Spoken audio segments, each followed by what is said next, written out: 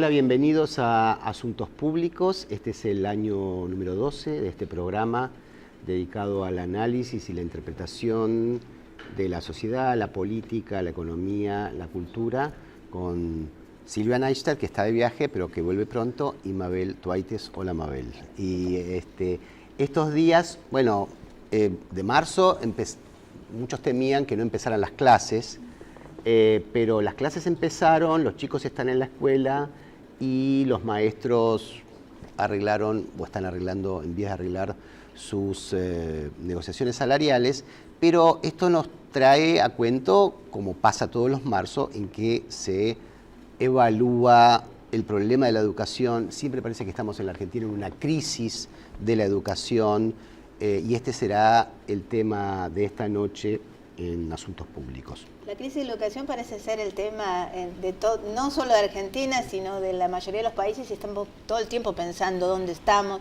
hacia dónde queremos ir, cómo la financiamos la educación y además qué contenidos queremos promover en la educación, qué preparamos, cómo interactúan los distintos sectores, qué valores, no solo qué contenidos impartimos, sino qué valores transmitimos en la educación, como país, como modelo de sociedad. Entonces es algo mucho más amplio que tiene en el financiamiento una pata central. Todo el tiempo se está hablando de los modelos de Finlandia, porque Finlandia tiene el mejor modelo y la mejor performance educativa del mundo, qué hay, y qué mitos hay alrededor de eso. Bueno, se están hablando generalmente de estas cosas cuando comienza el año, pero para conversar sobre este tema, invitamos hoy a una experta en educación de la Universidad de Buenos Aires, profesora e investigadora de la Universidad de Buenos Aires en las facultades de Ciencias Sociales y de Filosofía y Letras, Miriam Felfeder, quien tenemos el gusto de que nos acompañe. Y te queríamos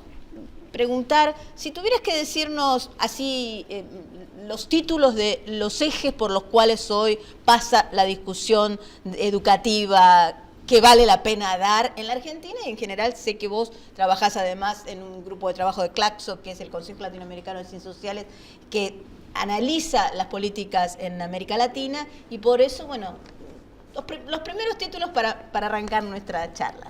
Bueno, buenas noches. Bueno, las primeras cuestiones tienen que ver con, sobre todo, en Argentina y también en Latinoamérica, con el tema de la educación secundaria, ¿no? En los últimos años, en Argentina, desde el año 2006, por la Ley Nacional de Educación Nacional, la educación secundaria es obligatoria, y ahí se plantea, hay una fuerte tensión entre un modelo, formato histórico de la escuela secundaria, que estuvo al servicio de la selección social, que estuvo al servicio de seleccionar a algunos, y hoy por ley tiene que incluir a todos, ¿no? Entonces ahí hay un gran primer desafío, que es cómo pensar una escuela secundaria que hoy tiene que incluir a todas y a todos, ¿no? Y ese es un problema. Las tasas de escolarización van creciendo, cada vez tenemos más chicos adentro de la escuela secundaria, pero el problema es la permanencia y el egreso, ¿no? Y hay ahí uno de los núcleos, y sobre todo discutir el formato de la escuela secundaria, ¿no? Cómo se organiza, cómo se distribuyen las materias, los horarios, cómo está organizado, ¿no? Una cuestión que es básica, por ejemplo, un chico se lleva 3 materias y al año siguiente tiene que volver a cursar todas las materias. Este no es un problema de los conocimientos, porque el chico adquirió los conocimientos de algunas disciplinas y no de otras. Sin embargo, tiene que volver a recursar todas las materias. Ese es un problema de la organización escolar, del formato, que habría que repensar, ¿no? De hecho, en la Argentina tenemos algunas propuestas alternativas. Se impulsó desde el Ministerio de Educación de la Nación, hace unos años atrás, la creación de escuelas secundarias en universidades nacionales, que intentan articularse en torno a un nuevo formato escolar, ¿no? Y que justamente formas de construir otras trayectorias, otros recorridos escolares. Miriam, ¿por qué la Argentina mide tan mal, la educación argentina mide tan mal en las pruebas, estas pruebas PISA, que son justamente a chicos de 15 años que están en la escuela secundaria? Incluso, yo no digo comparado con Finlandia, pero comparado con otros países latinoamericanos. ¿Esto es real, es ficticio? Sí. ¿Cuál es el problema? Hay que mirar varias cuestiones, ¿no? La prueba PISA mide competencias de los chicos a los 15 años. Sí. Independientemente de cuándo se hayan escolarizado, ¿no? Entonces, por ejemplo, acá hay una gran diferencia entre países que escolarizan mayor cantidad de estudiantes, independientemente del sector social, que aquellos sistemas educativos que son más selectivos. Claro. Y acá se notan diferencias. En general, las pruebas PISA lo que muestran como resultado, y esto en casi todos los países, es que la diferencia está muy asociada, lamentablemente, sigue estando asociada más al origen socioeconómico de la población que otros factores, ¿no? Y si uno mira también qué ha pasado en los diversos años, también habría que leer las pruebas en relación a cómo los países van mejorando o no en determinados contenidos, ¿no? También habría que hacer una salvedad, que es relativizar la información que producen estas pruebas estandarizadas, ¿no? Que más que evaluar la calidad, miden determinados resultados en un momento. Producen determinada información, pero muchas veces se sobreestima la información que producen estas mediciones estandarizadas, y que a veces están muy alejadas de la realidad de los países, de los objetivos, de los valores que antes señalaban que se quieren promover a través del sistema. ¿La obligatoriedad de la escuela secundaria en América Latina la tienen otros países o la Argentina es? No, la mayoría de los países ya están extendiendo, y el paquete de lo que se llama educación básica abarca educación inicial, primaria y media, ¿no? Y los años de escolaridad se van extendiendo. ¿Y por qué hay segmentos de la sociedad que insisten tanto en la medición y hacen el presidente Macri lo acaba de decir, plantear que no se mide bien? ¿Cómo es el tema de la medición? Es que hay una obsesión por la construcción de una cultura de la evaluación y pensar que solamente por evaluar la educación va a mejorar. Y en realidad uno de los problemas centrales que tiene la educación tiene que ver con la implementación o no de determinadas políticas socioeducativas que ayuden a mejorar lo que sucede en las escuelas. No siempre es un problema de falta de información, ¿no? Hay diagnósticos acerca de ciertos problemas. La dificultad que tenemos en Argentina, y además teniendo en cuenta que es un país federal, que la educación está en manos de las provincias, después del proceso de transferencia. Que en los 90, ¿no? Que fue un proceso de transferencia sin recursos, además. No, en los 90 sí tuvimos dos etapas. En el 78, en la última dictadura, se transfirió el nivel preprimario y primario, y el nivel secundario y superior universitario en la década de los 90. Y ahí lo que tenemos es un país bastante segmentado, con importantes diferencias entre las jurisdicciones, inclusive antes señalás vos el tema salarial, inclusive lo que gana un docente. En una provincia y otra hay grandes diferencias entre las jurisdicciones. Justamente la discusión de la paritaria nacional intenta garantizar un piso mínimo debajo del cual ningún docente pueda caer. Pero hay una obsesión por esta cultura de la medición, como si la medición en sí misma implicase una mejora, ¿no? Es necesario producir información, diagnosticar, tener información de cuáles son los problemas para poder diseñar políticas que avancen sobre esos problemas, ¿no? Pero hay una sobreestimación acerca de esta lógica de la evaluación. Hay recursos atrás, hay intereses, no sé si ustedes saben, por ejemplo, atrás de la prueba PISA hay firmas, ¿no? Que estas pruebas estandarizadas se venden, hay recursos, etcétera, y hay un poderoso lobby atrás de lo que son estos sistemas estandarizados de medición de resultados. Claro, porque además detrás de la medición del resultado, si no está acompañado por un proceso realmente de transformación, lo que aparece en general es la penalización, porque detrás de los fracasos en escolares lo que aparece en general es la penalización del docente, ¿no? Entonces, lejos de prestigiar la profesión docente, lo que suele aparecer es la penalización docente, ¿no? Cuando hablamos del caso Finlandia, lo que se plantea como más característico de Finlandia es el lugar social que ocupan los docentes. Ese es un caso muy interesante, porque acá en algunos países de Latinoamérica se está implementando y se discute evaluar a los docentes, y Finlandia es un buen caso donde hay un sistema educativo que parece que funciona mucho mejor que otros sistemas, y ahí hay una confianza básica hacia los docentes. Ahí se aplican pruebas estandarizadas, pero solo a los estudiantes, no se evalúan a los docentes. No hay pruebas estandarizadas de evaluación de sus docentes. Lo que sí hay, a diferencia de otros países, es un riguroso sistema de selección de quienes ingresan a desempeñarse como docentes al sistema, ¿no? Claro, es la capacitación, no entra cualquiera al sistema para... como un establecimiento político general que para ser docentes son los mejores. Entonces a los mejores hay que pagarles, valorarlos, y no decirle te pago 5 pesos y después sé el mejor y no te pago porque vos no sos bueno. ¿Ves? Si vos me mostrás que sos bueno, yo te pago. Entonces es un círculo que recurrentemente vuelve una y otra vez en la Argentina a retomarse ese tipo de discurso. Sí, o aparecen cuestiones acerca que si los docentes tienen tanto tiempo de vacaciones, como que gozarían de condiciones de trabajo mejores que otros trabajadores. Y es interesante ver cuando muchas veces discutimos el tema del salario docente, estamos hablando de salarios por los cuales muchos de los que critican a los docentes ni se sentarían en una mesa de negociación a conversar, ¿no? Claro, porque además aparece como si las prerrogativas, en todo caso que son más imaginarias que reales, que tendrían los docentes, afectan a otros trabajadores que no las tienen, y lo que se intenta es generar competencia intertrabajadora, es decir, ven que ellos están mejor, bueno, sáquenle la ventaja. No yo lucho por una ventaja en todo caso, sino bajala la tuya porque no me gusta. Y un desconocimiento muy fuerte de cómo funciona la educación, la escuela, ¿no? El trabajo docente es un trabajo básicamente colectivo. Lo que un estudiante aprende en un año no es lo que le enseñó ese profesor o ese maestro de tercer grado, sino lo que fue acumulando a lo largo de un proceso. No es el resultado de lo que hace un docente en forma individual, ¿no? Entonces ahí hay mucho desconocimiento también de cómo funciona realmente una escuela, ¿no? Cómo se le enseña a leer y escribir a los chicos, cómo aprenden, cómo avanzan en sus aprendizajes, etcétera. Miriam, ahora vamos a hacer una pausa, pero para cuando volvamos te quería dejar una pregunta. Con la educación universitaria hay un tema siempre en discusión que se dice que hay muchos universitarios, muchos chicos o jóvenes que estudian en la universidad, pero no se gradúan. La tasa de graduación es más baja que en Brasil, en Colombia, en México, no sé, en una cantidad de países. ¿Esto es un problema? ¿No? ¿Por qué? ¿Qué se debe hacer al respecto? Enseguida volvemos en Asuntos Públicos. Hoy el tema, la educación, crisis, no, ¿qué hacer? Ya volvemos.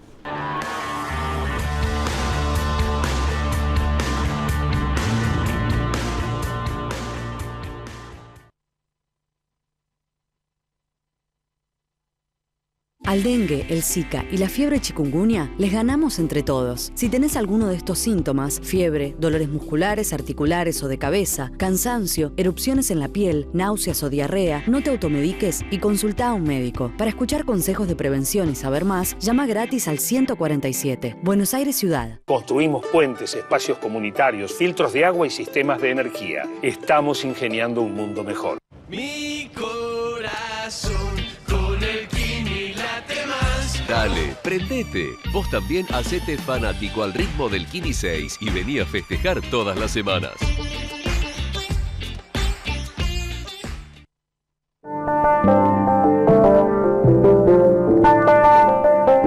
En Tucumán está tu historia. Celebremos juntos 200 años de independencia. En Semana Santa tenemos muchas opciones para vos. Ingresá a www.tucumanturismo.gov.ar y sentí Tucumán. En 2016, Tucumán tiene mucho para vos. Descubrilo. Gobierno de la provincia de Tucumán. Grupo Petersen, desde 1920, construyendo el país.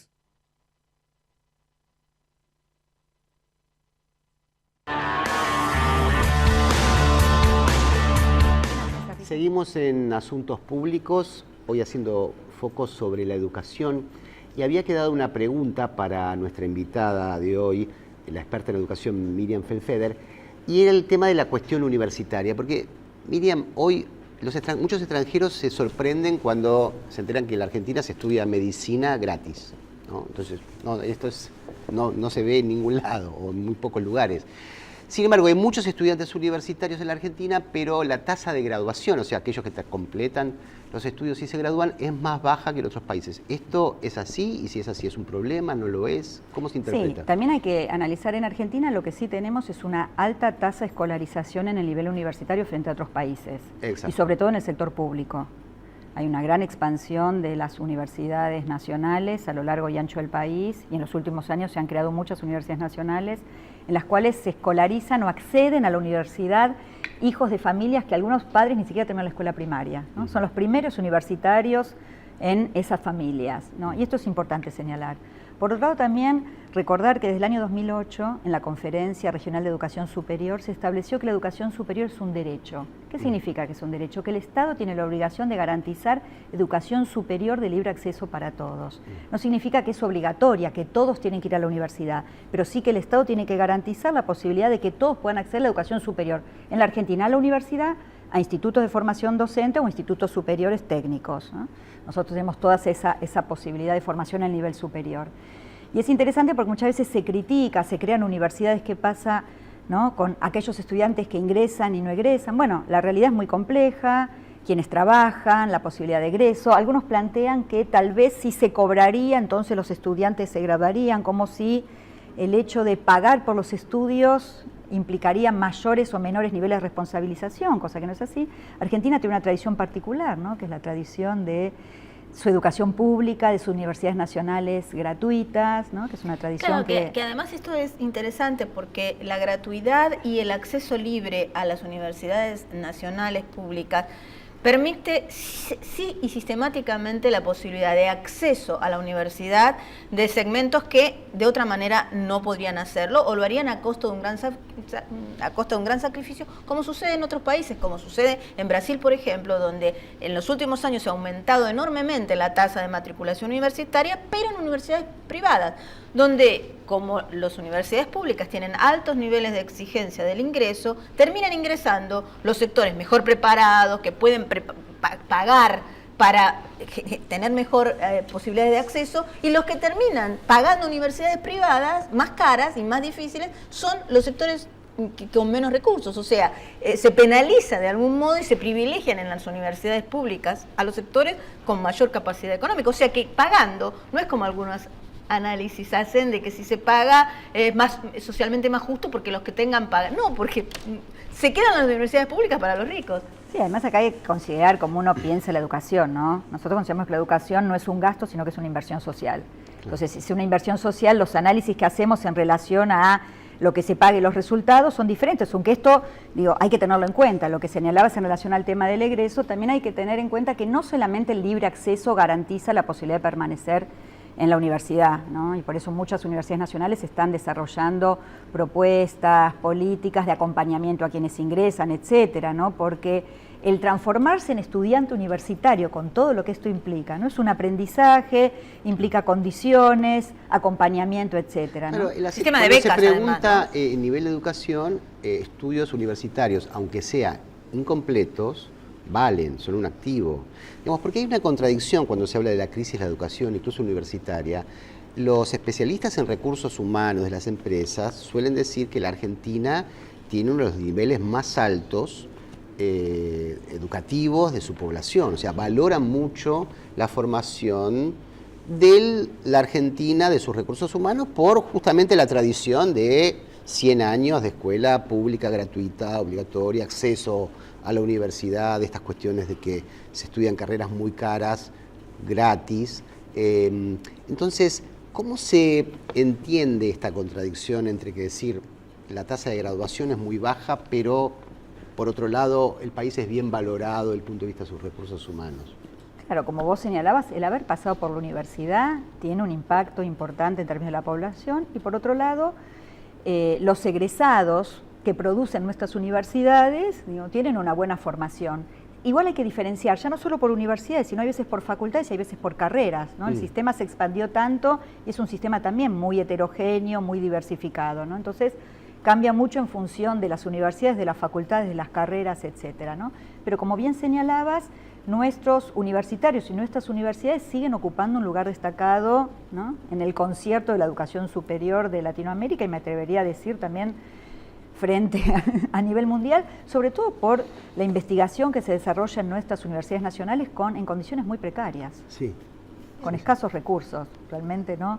Como el desarrollo de la investigación en nuestras universidades nacionales muchas veces no está acompañada de los recursos necesarios, aunque ha habido un importante aumento en la inversión en materia de educación superior y en ciencia y tecnología en los últimos años, ¿no? Claro, esto es uno de los ejes que uno apostaría que continúe, porque lejos de pensar en que la calidad se va a mejorar por armar esquemas de tasas de arancelar universidades o restringir el ingreso a las universidades nacionales, racionalizar el gasto, ¿no? La idea de que vuelve recurrentemente como ciclos a aparecer voces que plantean, y en estos días se están planteando, voces nuevamente insistir sobre las dificultades, y generalmente son voceros de universidades privadas que necesitan que expandir matrículas pagas para poder sostener la rentabilidad de sus universidades. Entonces, me parece que poder acentuar sobre cuáles son las características reales y no las ficcionales, ¿no? Es importante, y los expertos de educación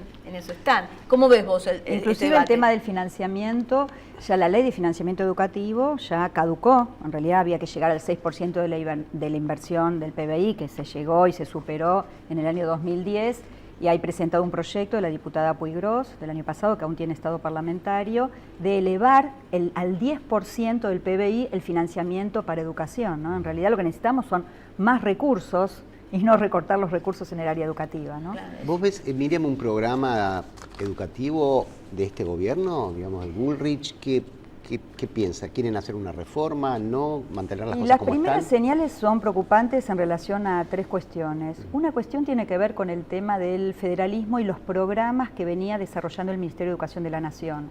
En los últimos años, la Nación, el Ministerio de Educación Nacional fue recuperando un rol más protagónico en términos de desarrollar programas con carácter más inclusivo, que puedan compensar las desigualdades, que tengan una lógica más universal, como por ejemplo el caso del Conectar Igualdad, que eran computadoras para chicos de escuela secundaria, de escuelas del sector público de todo el país, ¿no? Recuerdo una discusión que se dio en el Colegio Carlos Pellegrini, si los chicos que podían comprar sus computadoras debían recibirlas o no por parte del Estado. Esta idea de que el Estado solo debería estar para desarrollar políticas de carácter más asistencial para quienes no pueden comprar o pagar en el mercado, ¿no?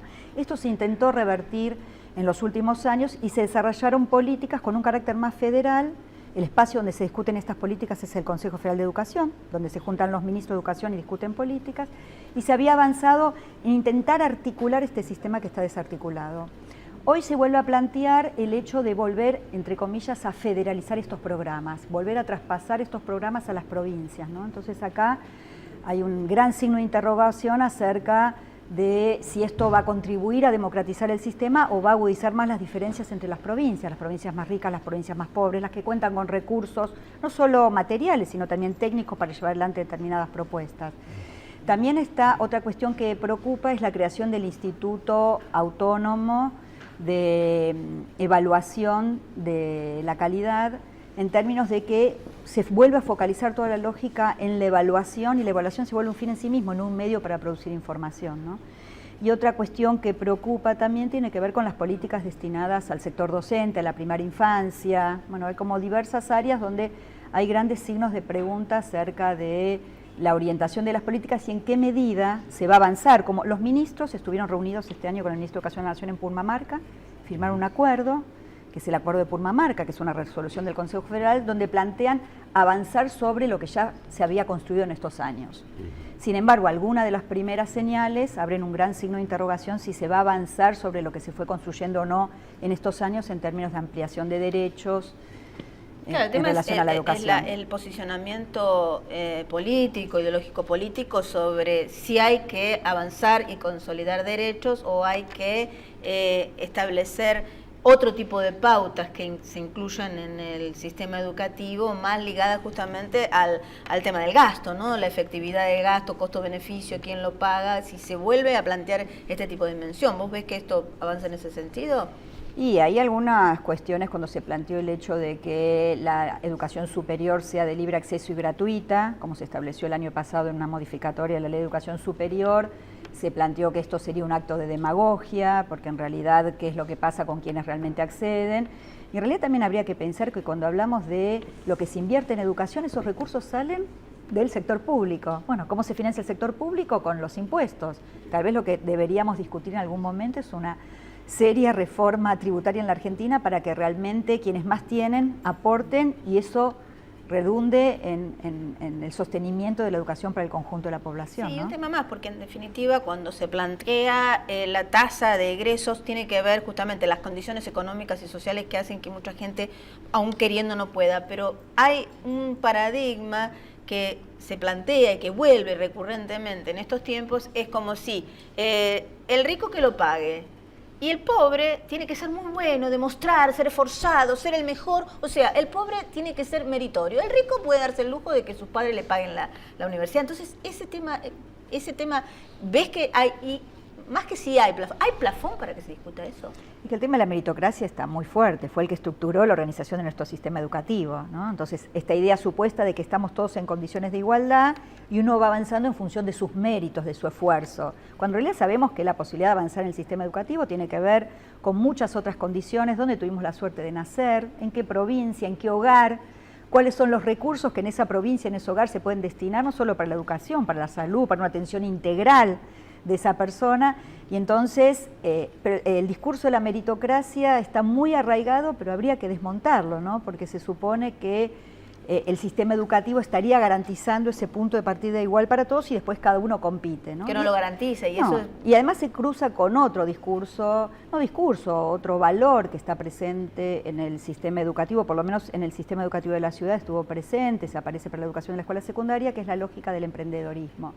Que el sistema educativo debe formar emprendedores, ¿no? Inclusive se acuñó un término que es el emprendizaje, aprender a emprender, como si ese fuese un valor central que el sistema educativo debería promover. Y este es un tema que la sociedad debería discutir. ¿Cuáles son los valores que queremos promover a través de la formación en el sistema educativo, ¿no? Claro, es un motivo de disputa, no es un motivo, no es algo dado, ¿no? Es algo que... Y la Argentina, otra de los rasgos que tiene, y Miriam, vos sos un ejemplo de eso y muchos otros colegas, es la muy buena formación que hay en temas educativos, ¿no? En la formación de educadores y la posibilidad de mirar políticas educativas. ¿Están teniendo ahora en esta instancia, en este nuevo gobierno, posibilidad los educadores, los formados en educación, de participar en estos debates? En el minuto que nos queda. Y es un tema complejo, ¿no? Porque en realidad los equipos técnicos en las diversas jurisdicciones, en nación, en ciudad, en provincia, no todos tienen un conocimiento profundo del sistema y sobre todo del sector público, de cómo funcionan las escuelas, etcétera. Por ahí provienen de otros sectores y hay un fuerte desconocimiento y creer que la escuela va a mejorar si funciona como una empresa, ¿no? Esta idea de asimilar el funcionamiento de una escuela a una empresa y cómo se gerencia una escuela al igual que cómo se gerencia una empresa, ¿no? Y este es un punto central que deberíamos poner en discusión. Bueno, entendemos un poquito más entonces de lo que está pasando en la educación. Muchas gracias, Miriam, por estar con nosotros esta noche. Y a ustedes, esto fue Asuntos Públicos hasta el jueves que viene.